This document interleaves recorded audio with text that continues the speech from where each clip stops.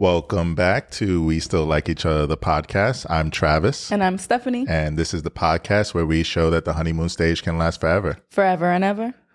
Baby. Daddy. We're back. And do you still like me? I still like you very much. You know, missing a week is a lot. And I feel like people are like, is everything okay? Are they back? Where did they go? We're here. It was just tough getting through last week. And then getting to the podcast felt really forced. And although consistency is so important, we don't want to get burnt out. And I feel like pushing ourselves to make an episode last week would have been overkill. We would have been forcing it. And I didn't want to jeopardize the quality of what we put out. So I was like, we need a break. Yeah, I think good product is better over quantity. Yeah, but get it done. It kind of reminds me of like, we've been trying to like be consistent. We're working out, we're exercising. And it's like, yes, give yourself grace, take the breaks you need, but jump back in it. Don't let one day off turn into a week off or a week off turn into a month off. And that's how I feel like with the podcast. We could take a day off every once in a while. It's weird though. It is. Because I'm so used to once we drop an episode, it takes over my week. Mm-hmm. And last week I didn't have anything to do podcast related. I was going to say you had a lot to do. I had a lot to do, but not podcast related. It was weird. Yeah. It was weird. But, you know, we all need breaks. So how are you feeling? How was your week? It was good. Relaxing. It definitely took me a few days to like turn off that podcast thinking and just kind of enjoy it. Mm-hmm. But once I did, I was able to like just smell the roses. Yeah. You know, hang out with the boys, throw the football around with Eli. Because, you know, usually when I get home, I'm rushing to do something podcast related. Like make a clip. And make a reel. This week was just like, Eli, let's go outside. Mm-hmm. Took the baby a few times. So it was nice. Yeah, absolutely. We had posted, I wanted to talk about, we posted a Q&A on Instagram. So we didn't post the responses, but we were asking for questions. Like, what questions do our listeners have for us that we can answer? And we'll get back to that at the end of the episode. But I did want to bring up one of the questions because I think it's important to how our past week or two has been going. Yeah. And someone asked, do we still write in our journal and have our weekly meetings? So you want to talk about how that's been going since we last mentioned it months ago? We're frauds. No. So when we first mentioned it, yeah, y'all could hear the excitement in my voice if you listen to that episode. Mm-hmm. But life was lifing and it took a back seat. I'm not saying it's right that it took a back seat, but you know, we had a lot going on with the baby and deciding to move to Jersey, and it was not a priority for us. Now that we're doing it again, I can say in hindsight, it should have been a priority. Yeah, like none of those things are an excuse. And just like with the podcast, how if we need a week off, that's okay. But to just stop doing the podcast is not an option for us.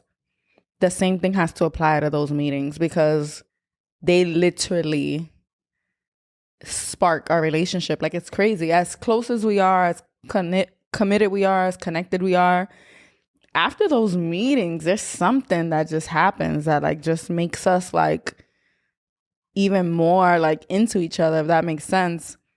And even individually, I feel like we don't talk about just the improvement of our relationship. We talk about how we can improve individually, so that way on our own, we're just bringing so much pop and shit to our relationship, if that makes sense. Yeah, I feel like when you're having an open dialogue like that, it's just so natural to like maybe have the courage to say things that you wouldn't normally. Mm-hmm. And I feel like that's what's happened with us getting. Also, we're opening the floor. Yeah, and listen, y'all watch us weekly, except last week, sorry. And you know, a lot of the comments that we get are like, "Oh man, I really want my relationship with my partner to have like this open dialogue." Mm-hmm. And you'd be surprised, as much open dialogue as me and Stephanie have, there are things we aren't saying to one another. And there was a clip many months ago. I think it was actually the same episode about the meetings. Mm-hmm. I remember the outfits from the clips. And I talked about how you never tell me your problems. Like, you never have a problem. You're always happy, and how that's a problem for me. And people are like, bitch, you're crazy. But those who get it. I said, I'm working on it. And people were like, he, in fact, is not working on it. But how do you feel you've been doing since then? And how have the meetings impacted that? So, yeah, I mean, it's given me the floor to say things I normally wouldn't. And it's not necessarily like it always has to be like some big, impactful thing, but it's just, you know, I think a lot of times as men, we're just like, happy wife, happy life. And yeah, there's a lot true to that statement. Mm-hmm. But it's also okay to give your input without fear of like backlash. Mm-hmm. And I think for me, it was just like, just go with the flow. I trust you to make important decisions, and what will be. But I can't remember what it was. But the other day, I kind of like said something like, I'm not feeling that. Mm-hmm. And you're like, you were impressed. You're like, you normally would just go with the flow. Mm-hmm. So I think that made you happy that I was speaking up. And another thing I noticed is that sometimes you would think like, that I don't want to talk about it because it doesn't change anything. Mm. But there's certain times when we still need to vent. Yeah, that isn't going to change anything that's happening. Like, we had a discussion earlier today about our finances, and you kind of just vented for like 5 minutes on our walk, and you kind of just let all your thoughts come out. And was there much I could really do to like change the circumstances? No, but just being a listening ear and like validating your feelings, or, you know, reminding you of our shared commitment to each other, it brings us closer. And I feel like in the past, you might have like just dealt with all of that internally, but that would leave me to question, like, does he care? Is all of this happening and he's just coasting? Does he not realize the bigger picture? Yeah, and in fact, I was like, let's go for a walk, which is, you know, that's progress for me. Because like she said, I would just hold that all in, go through my inner turmoil, and just basically eat it. And in that moment, I was feeling a lot. And I was like, let's take the baby for a walk so we can have a talk. She's like, what'd I do? I was like, nothing. There's things I want to say. And yeah, let's just get some fresh air. Did it feel lighter? Like, how did it feel? It felt, there was no like big resolution. And I even said that while I was talking to you, like, this isn't something I'm saying where it's going to end with a question mark or a big statement. It's just, I'm kind of letting my words come out. It's I forget the term, but I'm freestyling here. And it was just your train of thought pretty much. Yeah. And it felt good. You know, you're someone I confide in. So let me really confide in you. Like, I'm always calling you my best friend. This time you earned that title. So you needed the walk because you felt tight, you said? Or tense? I guess tense, like just like a tight feeling in my chest. Like a weight, like that feeling of a weight on your shoulders? Yeah. So how did you feel after the walk? A little less tense. Just kind of happy that we were on the same page. And there wasn't any room for like misinterpreting something. Like you said before, in the past, let's say we had like a conversation about something and I was just like, that leaves your brain to go, what, does he even care? But I don't know what he's thinking. And this wasn't strategic at all, but I think for you, after my venting, you were like, he does actually care, and these are thoughts on his mind. I'm not in this alone. I don't know if you could speak to that. Yeah, like I just felt like we can see things together. Like, I feel like sometimes you would hold those in as if you had to deal with those emotions alone. And I'm like, we are a partnership. You know, we have to deal with things together, including our thoughts and feelings. And I'm not really one to really hold back. So I'm always venting and complaining and whatever. And you kind of bring me back and you remind me to be present. And it's like, I want to be that for you when your mind is racing, you know? Yeah, it's a vulnerable place to be in, and I'm learning to be okay with being in that place. I don't want to lay in it. I don't want it to become who I am, but I think it's okay. You're not a bitch ass nigga. But I think it's okay to like take a stop there and take a breath before I keep driving. Yeah. So yeah, thank you for allowing me to go to that place. You're welcome. If you're watching on YouTube, make sure you hit the thumbs up, like, leave a comment. Tell us what you did last week when we weren't around. Like, I just waited here. Remember that algorithm, it really helps. Like, just leave a comment, even if it's just saying hello. Are you ready for Did You Know? Yes. All right, let's go. Did you know? Did you know the last portion of a man's ejaculate, called fighter sperm, contains a natural spermicide designed to kill sperm of any rival who comes after him? Most interestingly, these kamikaze sperm increase when a man thinks his woman is cheating on him. This theory, known as sperm competition, is still being debated in humans, but there is evidence of it in other species. I feel like I'm having deja vu. Like I read something similar to this. Y'all have these conversations on the regular, but we were having a conversation about the shape of a penis. Yes. And the theory was, and you know, I love evolutionary psychology, is that the reason a dickhead is the shape that it is like while you're having intercourse, it forces, if there's any semen in there, out. So it kind of pushes other semen away so that way your semen wins the race to, to procreate. So we have some little kamikaze sperm that are doing, doesn't matter the shape of the head. I thought that was an interesting, did you know? Wait, so the end of the sperm, it kills other sperm? So it's a spermicide? Yes. But damn, that will only work if you get to it quick enough, you know? Yeah, that's true. But it is also true that, like, let's say you have sex and the guy ejaculates inside of the woman, right? There's a 4-day window that she could get pregnant with that same sperm. Like, it could, like, live inside you for a couple of days. Like, if you didn't ovulate, but then you ovulate later, it could still happen. Survival of the fittest. Exactly. The more you know. That's crazy. Didn't you also just read something about twins with different dads?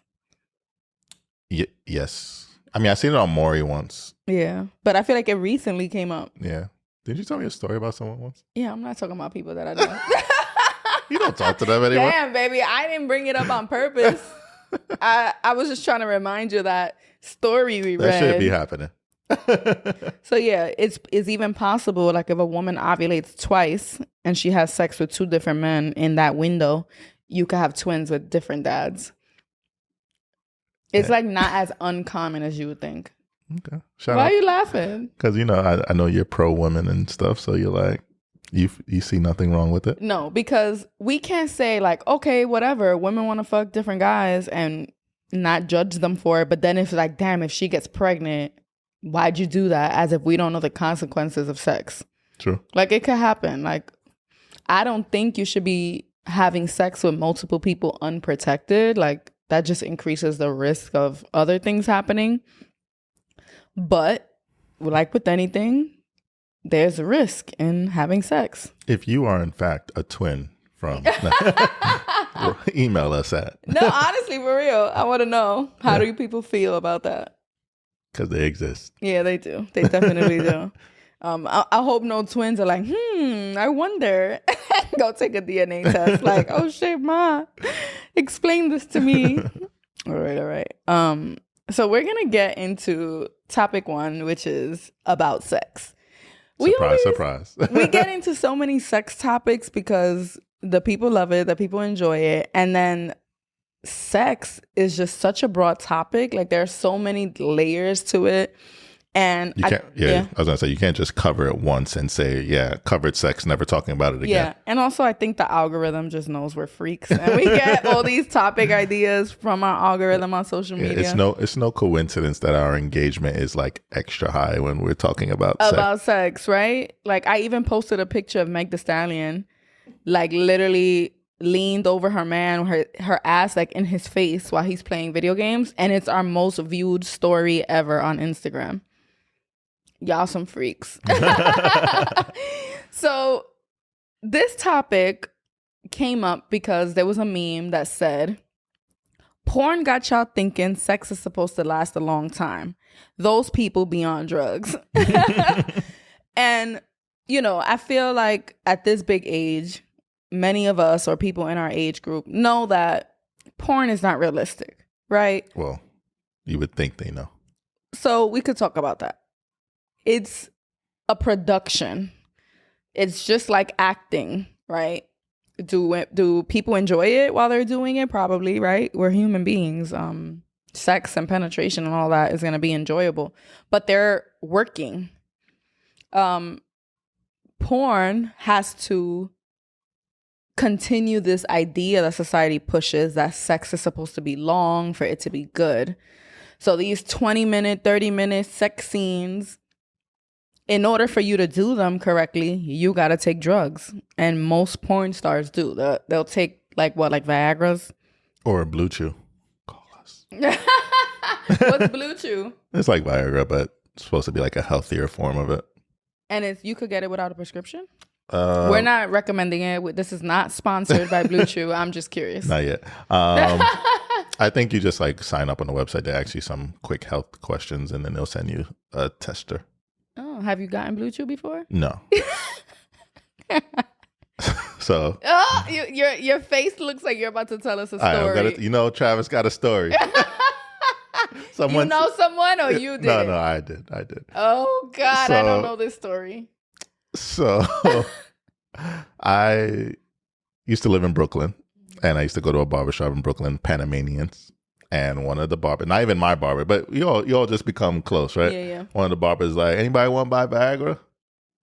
So I was like, fuck it, like I'll buy one. What the fuck? And mind you, I'm your biscuit. I'm a young man at this point, so there's no problems in that department. But I just figure something must have motivated you. Were you like about to see some girl? I was with the guys. The guys I used to go to the barbershop with, so they were telling me stories about them using it. Yeah, but mind you, these are older guys who probably need it. So, but they did say, don't take the whole thing. Take a half of a half, so 1/4. Okay. So I remember a little boost, a little boost, but I had it forever. Never took it. It's not that I was afraid of taking it. It's just never saw a moment to take it. I had it for years, and then I met Stephanie. You're a fucking liar. I swear to God. You're lying. Wait, hold on. Oh my God. Hold on. It gets better. Oh my, babe. Well, I'm not supposed to tell the story? No, go ahead. Tell it. I'm going to fuck you up, though. But no, it's not even going to end. Okay. It's not even going to end how you think it's going to end. Y'all know about us and trying thirds in our relationship. So on the first go at it, there was a time I thought it was going to happen. I blew the dust off of it. Took it, and we didn't do anything with the young lady. Oh my God. But I will say, I think I had it so long that nothing happened. And you took the whole thing? No, you did the fourth? Yeah. And then I think after that, I just threw away the other pieces. You never told me that. Oh. So now I have a story. Oh. Your story or somebody you know? No, it's my story, but it's not Viagra. It was an Adderall. Oh. I did that once. I like panicked in college and I had so much work and I bought an Adderall and I did the same thing. I was so pussy, I never took it. Like, it was just in aluminum foil for years, like in one of my drawers, and then I eventually threw it out. It just reminded me of that. Yeah. So that's my experience with Viagra. You never told me that shit. I can't believe you.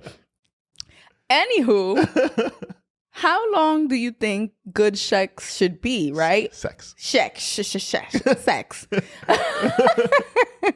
How long should good sex last? I put this on our Instagram stories and we got a range of answers from 5 minutes all the way. Why I can't talk? All the way to 2 to 3 hours. So I'm asking you, babe, how long do you think it should last? I think the answer varies on your situation, right? Mm-hmm. So if you're a parent, I say good sex could last 15 to 20 minutes. Mm-hmm. If you don't have kids, I say like 30 to 45. Travis is fronting. So he's fronting. What? I'm saying. So if it's 5 minutes, it's not good. I get that. I just know that if all I kept doing was having 5-minute sex, no matter how good it was, it would start to be like, what are we doing? Because I agree. It can't be super short quickies every single time. Because for me, it's not even like having that finale. It's the journey to get there. Mm-hmm. You see how I kept it clean? So there's plenty of times where I'm like, I'm almost at that finale. I'm like, whoa, let me take a breather because I want to continue enjoying the show. Yeah. So it's not always about that. So yes, good sex can be 5 minutes, but should it always be? No. Yeah. So I would say we don't really ever look at the time, right? So we don't actually really know. This is just like assumptions, right? And I feel like there's a time and place for nice quickies. Honestly, even under 5 minutes, like a quick, like it's in the bathroom, like it has to be super fast. It kind of is thrilling, right? And it kind of makes you excited to maybe have more sex later that evening. So honestly, even like a 1 minute man situation works every once in a while. Yeah, until he's always a 1 minute man. Then we have an issue because realistically, more than likely, a woman is not going to finish in 60 seconds. But it could be like exciting, the thrill of it. And I will speak for myself. Sometimes that's exciting, like just being excited about it, the thought of it, the thrill of it. Quickie in the bathroom at a family event, which we've never done. But we don't ever really look at the time. So I was doing some research and there was some sex therapists that talked about how it should range between 7 and 13 minutes. But they were talking about penis, vagina sex. There's a whole lot of different types of sex, so we got to be clear about that, right? Why are you laughing? No, it's fine. I'm a child, yo. I think it was called like penile, vaginal, something, but a penis and a vagina. And it also, you have to take into consideration, what do you consider sex? Like for me personally, if somebody's getting head, it's already sex. I know before I met Stephanie, and y'all have heard me say this before, like I thought foreplay was oral. Yeah, and no, she's that's like, not no, foreplay. we're having sex right now. Like, because if you're not really in the mood yet, like all the way, and then someone's just trying to give you head, it's kind of like weird. Like, I'm not there. Like, I'm not that excited yet. Like, I need other foreplay before we get there. So to me, by the time I'm ready for head, or by the time I'm ready to give head, I'm already like, my mental is in sex land. And for me, sex is very mental. Like, boy, do I know. What you wanna add to that? No, I mean we had a nice session the other night. We've unlocked a new level lately. Crazy. You would think like, how can you be together so long and still unlock? It's pretty impressive. Like I challenge you all, if you are in a, not even if you're just having casual sex with someone, you can dig deeper. Yeah, it's crazy. Change it up. Like, you don't want it to ever become like so repetitive, mundane. I feel like the other night we had lesbian sex. You know how they say like lesbian sex just lasts forever? Yeah. This shirt isn't an accident. You're feeling full of pride lately? Yeah, definitely.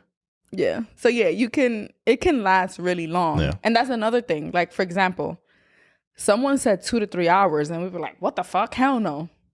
But now, knowing what we just unlocked the other day, we could probably do that for 2 to 3 hours if we didn't have the kids to worry about or lack of sleep.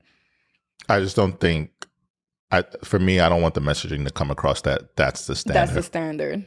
And also, if we're talking about heterosexual penetrative sex, like that part of it being 2 to 3 hours is kind of crazy. Yeah. Like, that's a lot. Someone else mentioned rounds. Some people would like have short, like little 10 to 15 minute rounds and have multiple rounds in an evening. I mean, I think that's cool every once in a while, but I don't think it's the standard. I don't got rounds in me. I'm sorry. You've had a couple. Yeah, but it's like there. very rare. It's like full moon.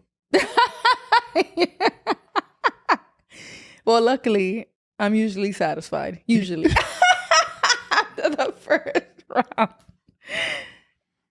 I love you. I love you more. But yeah.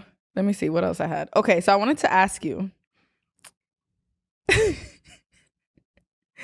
Have you ever been in a situation where you wanted to finish faster, but you couldn't? Or you wanted to last longer, but you couldn't? Definitely the second one. Last longer. Definitely one to last long. Repeat the first one again. So let's focus on that one first. Okay. Because there's two questions at once. So have you ever wanted sex to last longer? Yes. So, you know, in your years of experience, are there any tips to actually help you last longer? So what works for me is I try and like zone out everything that's happening. Like any moaning I hear, I just try and like, I'll think about like work or like nothing. I never go like, you know, how people say, oh, think of like your grandma or something. It's like, but no, I just try and like not focus on like any moaning or anything. I just like go into my head like, you are here for a mission and you have not been successful yet. Oh my God. So women, ladies, or, you know, whoever is trying to not make their partner come yet. That's another thing. If you know your moaning triggers him and you're not ready for him to finish, shut the fuck up. Moan in your head. And I don't know what it is about, I don't know, men can speak to this, but when Stephanie says she's almost there, that shit is like a trigger to my body to be like, oh, so are you.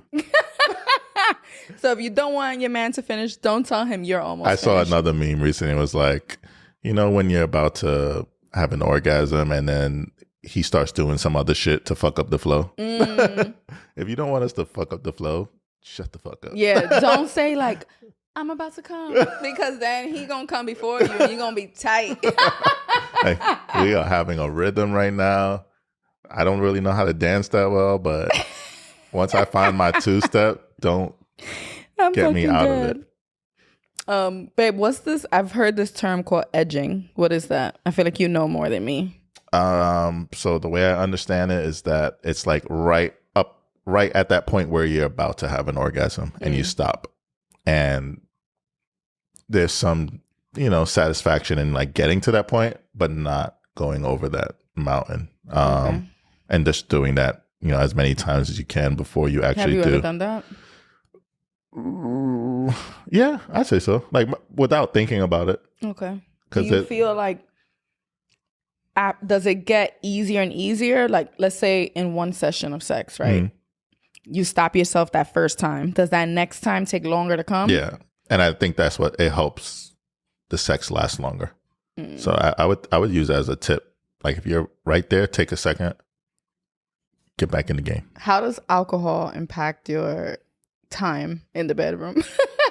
For me, I think it's pretty positive. I can keep going. So it helps you last longer, you feel? Yeah, I feel like it takes away some of the sensation, or just like, because you like you said, sex is mental, right? So if you're inebriated, it puts you in like a state of like euphoria where you're just kind of like in, I don't know, more so, I don't know how to describe it, but I'm less in my head, so it allows me to last longer. So, you know, it might be my ghetto ass, but Henny. Yes. There was this thing that, you know, my friends and people from where I come from, we would call it Henny dick. So if your man was drinking Henny, you know you're going to have a long round. Any brown liquor. But Henny dick sounds better. Yeah. Hennessy, sponsor us. There's definitely some truth to it. I don't know what the science is, if any, but I also, I don't know, that would be like a special occasion. Yeah. I've heard before people, men especially, purposely giving their wives drinks because it makes them more likely to be horny. Like, oh, you need some wine, babe? To like kind of loosen. But that gets a little like pervy, and it's like I personally wouldn't want it to be a case of like I have to serve you up a nice glass of wine before we can have sex every time, because then it's like. But I feel like if you yourself, like for example, I'm gonna use myself as an example. If I knew that I wanted to improve my sex life, if I knew I had a lower libido and like I want to have more sex with my spouse and alcohol does help me, then I would do it, me personally. But then I would challenge that with like, why do you need that? Like, there's nothing wrong with those occasions, right? A little liquid courage every once in a while. But the fact that you need it every single time. It's like, all right, got my nice lingerie. Let me get this Chardonnay. And because I think there's a limit to it, right? Because it's not like, oh, my husband, I don't even want him touching me. He disgusts me. But I have to like give him some so we don't have a fight. Or I'm not saying that. I'm saying like you genuinely like your partner. You're attracted to them. But like something about that sex part, you need a little liquid courage every once in a while. I wouldn't completely like judge a woman for doing that, or a person, anybody for doing that. Now, if you're like, oh, don't touch me, give me some wine, or you're like taking back shots because you just need to be drunk to even stomach your partner touching you, that's different. Yeah. Does that make sense? No, I get you. All right. So now we're back to have you ever wanted to finish faster, but you couldn't? Listen, I've done some things I'm not proud of in my life.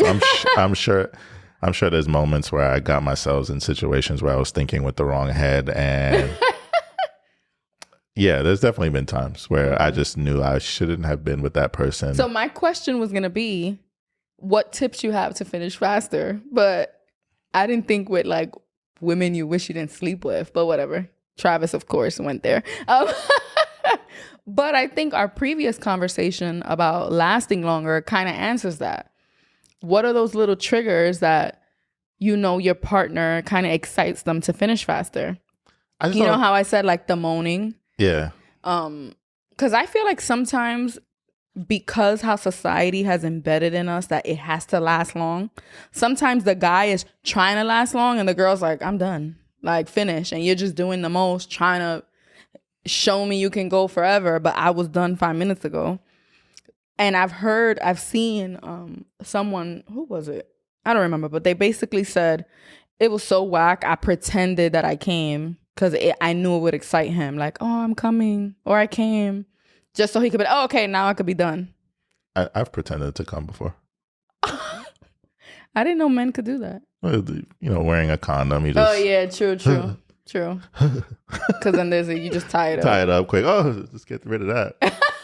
Was it good for you? I can't remember why I did it, but yeah. I think it might have been more so to protect myself. Like, I felt that I was like getting less excited. Like, and I was like, before I embarrass myself, let me act like I'm done. Oh, like you were gonna not be hard anymore. Makes sense. That's a good tip. If you've ever faked an orgasm as a man, send us an email. I'm fucking dead. Also, if you want, I feel like foreplay is underrated. Increase that time before the penetration. I mean, of course, we're talking about heteronormative sex, but increase that time. Like, get into talking about sex, communicating about sex. And when you do that, you learn like your partner's kinks and their turn-ons, because sometimes it's awkward to talk about it. But if you extend foreplay and you begin with just talking little by little, every time you're going to feel more comfortable to kind of express what you like and what you don't like. Yeah. I think that's where we're getting to. Like, I'm been an open book. Mm-hmm. And also, you can make it hot, like telling your partner you want them to finish, like without making it like, hurry up, I'm done. There's a way to communicate that in a way that's hot. Faux show. All right. We have also y'all can relate. And of course, it's related to sex. It just seemed appropriate for the topics that we brought up. So I was just like, this will be perfect. So this week's Also Y'all Can Relate is called Our Work Schedule is Ruining Our Sex Lives. Dun, dun, dun. So I am a 25-year-old female, and my partner is a 26-year-old male. We have been together since the end of 2021. He made me wait a couple of months to have sex, which I was fine with respecting and initially taking things slow. Why you made a face? I was gonna say that's interesting. That's I mean, that might be like a younger generation thing, but What? Waiting a couple months to have sex? I think it's more strange that he made that her the wait. man is the one who was like, I want to wait a couple of months. But I don't think anything's wrong with it. Like, I like it. Like, I feel like it can make things more special. And if, I was going to say if he's taking her seriously, but I don't want to be that type to say that, like, if you fuck on the first night, you're a hoe and he's not going to want you. Like, I don't think that's true. Because Like, then you might get married. yeah, we were like fucking way before we like took anything serious. But I don't want to also be like, oh my God, he wanted to wait a few months. That's weird as fuck. Like, whatever. Everybody's different. To each his own. I was fine with respecting and initially taking things slow. Things have grown in a very healthy way, and I'm content with where the relationship is emotionally. Although lately our schedules are so opposing that when I get home from work, he's exhausted and is negatively impacting our sex life. Why are you shaking your head? Because, you know, I don't speak for all men, but I speak for a good majority of us. And I could say that I am never too tired. Steph, I've had COVID and I still rolled over and did what I had to do. I will say there is a certain level of exhaustion that impacts your sex life. Like when we had a little baby, you know. Honestly, for me, it was more so the fact that you weren't healed. But even after I was healed, I feel like we had a moment where we had to really be intentional about prioritizing sex. Like we talked about staying on the couch longer and having sex on the couch because we knew once we hit the bed, we're so tired, we're going to just go to sleep. Yeah. So it happens. No, I hear that. But I more so follow your lead in that department. Like if you're like too tired, it's like whatever. Mm-hmm. But if I'm too tired and you're horny, I'd be like, call me, it's girl. True. Like I will say you're never too tired that like if I initiate, you're like, no. But we've both been equally exhausted that days have gone by and we're like, oh shit, we haven't had sex. Yeah. You know, like that has happened. And, you know, that's just me. For me, you know, sex is important to me. It's not it's a necessity. I was going to say it's not a necessity, but it is. I'm not going to front. Like it's an important part of our dynamic. It's not everything. I want to tell them something that you didn't know I was going to say, but it just made me think about it. We kind of had like a big discussion recently, like 2 weeks ago. And I remember one time you were kind of like trying to initiate sex. And it was like an awkward moment. Oh, I know what you said. Oh, I don't know if I want to say this. Basically, you were kind of initiating sex in like a very risky kind of situation. And I was like, no, not really. And then later you were like, honestly, I wasn't ready for you to say yes. I just was seeking connection because we had this argument or this fight or this conversation. Oh, okay. So without going into too much detail, we had a disagreement. Yeah. And the disagreement lasted a lot longer than I thought it was. Mm-hmm. So like days were going where it's not that we were fighting for days, but the vibes were definitely off. Like me, like the way we are on camera is how we are in real life. If not more, it's annoying. if you're just a viewer. Yeah. So the fact that the vibes were off, it was tough for me. Mm-hmm. And there was no, you know, we were having conversations about the issues that were causing us to have the vibes off, but it wasn't getting resolved for me. And I was feeling like disconnected from her. And there was a night where I wasn't in the mood. But I still tried to initiate sex because for me in that moment, it's like, I feel so disconnected from you just emotionally that if we have sex, it might put a little Band-Aid over my feelings and I'll feel a little better. Yeah. And like you just wanted to feel closer. I wanted to feel closer. And honestly, I felt more like shit. What? Because I turned you down? That, and it's just like, what am I doing? Like, what am I doing? That's not me. Like, yeah.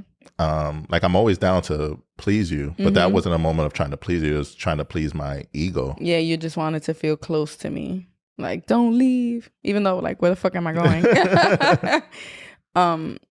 All right, so let's get back to so y'all can relate. We barely have sex once a week, if that. And for us, that's like when we're really busy, when the vibes are off, we go down to once a week. Tragic. When it's becoming like once a weekish, we're like, what's going on here? Like, we'll check in. Like, what's up?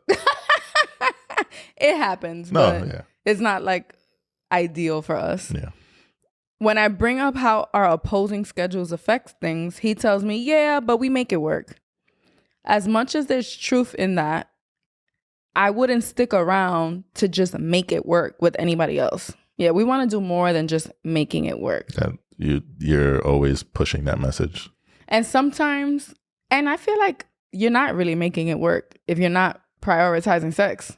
Making it work means like compromising and remember, sex doesn't have to be a 2-3 hour experience. If once a week it's your best, fill in the other days with some little, quickies and things that don't make you take away from your sleep. Because, you need to work and provide. That makes sense. I'm trying to explain to him how it's an important aspect of a relationship to me without making him feel objectified. Ooh, that's important. Because I feel like sex is so taboo that when one person does like sex a lot, the other person could become like defensive. Like, am I an object?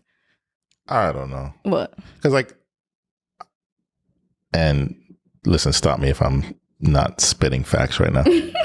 I think your sex drive has a lot to do with me. Okay. In the sense that you're not just like horny for the mailman. Right? So if your partner 100%. Is like feeling that, like if it should be an ego boost for him, honestly. Like she's not out here even though I think it might lead to this, but she's not out here just looking for dick from some random guy. So I feel like use that as motivation. But the same thing could be said when it's reversed. Like when the woman is the one that is listen, like, that's why we have double standards.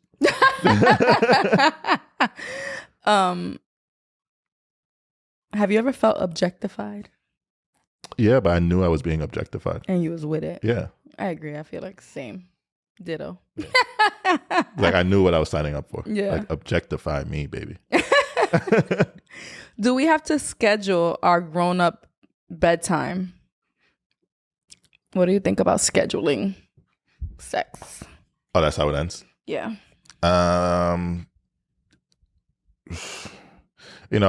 We always talk about how like even the discussions around sex can sometimes be unsexy. So it's like it takes a little bit of that oomph out of it when you're like, all right, Wednesday, 9 p.m., be there, no draws. That's a little unsexy, right? Yeah. But in a case where you're just trying to get to a point where you're having consistent sex, I don't think there's anything wrong with doing that at first in the hopes that eventually you don't have to schedule it. Maybe by making it a priority, it'll be eventually become less of a task that you're checking off. I feel like for me, and it's probably because we have a very consistent sex life, it would be kind of awkward because it's also like we don't have a sex issue, right? So scheduling it will be weird because it's just like, if I'm not in the mood, I'm not in the mood. We'll make up for it tomorrow or the next day. I do make bets with Stephanie a lot. I'm like, if I make this jump shot, you gotta suck my dick. Or like last night. Oh. So River hasn't been sleeping through the night. He's been getting up like 2 to 3 times a night. For like the past 2 months. Yeah, it's been rough. But last night, Steph goes, if River sleeps through the whole night, I'll wake you up with a blowjob. And Travis was like, I might as well suck my own dick.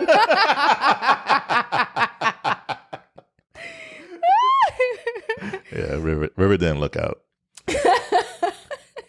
Shit. It was like, if pigs can fly. Yeah, basically. So yeah, it would be weird for me to like schedule it. But I do think I would be intentional about figuring out what the barriers are, right? So like if it's we work too much and then on top of that I gotta cook dinner, I gotta do laundry, I gotta do X, Y, and Z. I'll say, how about once a week we're ordering takeout so we don't have to worry about cooking and cleaning the kitchen? Or how about if, finding what the barrier is and working around it. Taking the pressure off sex being super, super long and, embracing quickies. Or maybe once you get to bed, the bed puts you to sleep. Sometimes you gotta be like, you know what? Let's initiate it in the shower. Like finding the barriers that are preventing you from having sex and removing them. But I do know that for some people, scheduling works. But it reminds me also almost of the alcohol. Like you need alcohol. Like we have to pencil it in. Like you never just have this organic desire for me. It could become like, Yeah, it's a slippery slope. Or it's, like it's the gray area. What do you think about, like, let's say she does try and like have this conversation. It's like, listen, we're going to schedule it, but he's not receptive to it. Do you think then it's like, all right, I got to eventually look on leaving this relationship? Honestly, yeah. Because he might even feel like, damn, you're that thirsty that like you need to have this conversation with me. Like I'm working, I'm providing. We have sex once a week and that's not enough for you. Then that's not your person. I feel like if you and I didn't work out our disagreements when it came to sex earlier on, we would have been like, well, then maybe we're not for each other, That's just what it is. I don't feel like anyone should force themselves to settle or to cross a boundary you're not comfortable with, right? Because for him, that might be a boundary and she would have to accept that. She would either have to settle and never have a fulfilling sex life or just realize like, you know what? This isn't my person. Yeah. And that's a sad truth that you may have to eventually come to, right? My hopes is that in you like really having this conversation, he sees how serious it is and how important it is to you. And like I said earlier, look how I said sex makes me feel like more connected. It's not always about. And that's another thing I want to know. I want to know if she's ever initiating and he's turning her down. Because sometimes what happens with us women is that we feel like if he doesn't initiate, we're not having sex. Like we need to leave that shit in the past. If we want to have sex, we need to be okay with initiating too. Because maybe it is because, sometimes when it comes to being super tired or super exhausted, you would let me take the lead. Yeah. So if I knew you were letting me take the lead and then I never initiated sex, then it could be one of those times where we're not having much sex. So don't be afraid to kind of initiate sex and be intentional about it. It's not like just like, come here, let's fuck.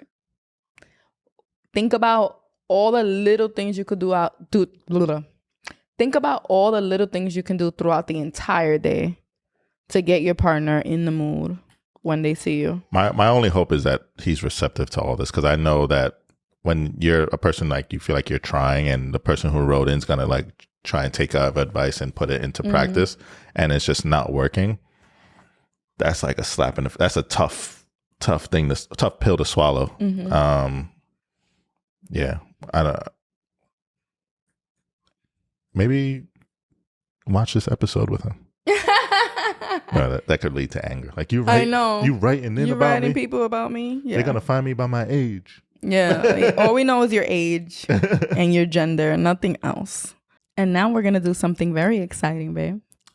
You ready? I'm ready. So we're about to record our Q&A video. Thank you to everyone that sent in questions. We've had 3 Q&A boxes over like the span of a week and a half or so. And we've gotten almost too many questions. Yeah, too many that we're going to do at least 3 Q&A videos to answer them all because we'll be talking forever. And we're going to drop them exclusively on Patreon. I feel like if they don't get too spicy, we could put on YouTube. Yeah, I think we could put it on YouTube. If the answers don't get too crazy, because honestly, some of these questions are like, And I know we talk crazy, but it's like crazier. Like, Yeah, it needs to be behind a paywall. like we're going to talk about the difference between coming and orgasming. If we use condiments in the bedroom, would I love Travis, marry Travis if he was bisexual? And then there's some other, not too crazy ones, but it gets pretty spicy. So it's perfect content for Patreon, and we hope you all join us there. Yeah, Patreon's been going great. We are making some big changes coming soon. I won't go into detail yet, but it's going to be some positive changes. I think that it'll entice more people to want to come check us out. Yeah. Remember, the podcast, nobody pays us. We do this out of passion, out of love. So Patreon just helps us a little bit. It's like a little bit of coin to help us get the equipment and the studio and all those kind of things eventually. Yeah. So yeah, it's pretty exciting. Yeah, I'm excited, nervous. Let's see how she answers some of these questions. And if we don't get to your question this week, remember, it's just so many that we've divided it. So we'll get to it eventually on Patreon. About show. My love. Daddy. Do you still like me? I still like you. Episode 60. In the books. That's a milestone. 60 more. 600 more. Ooh. Peace, y'all. Peace.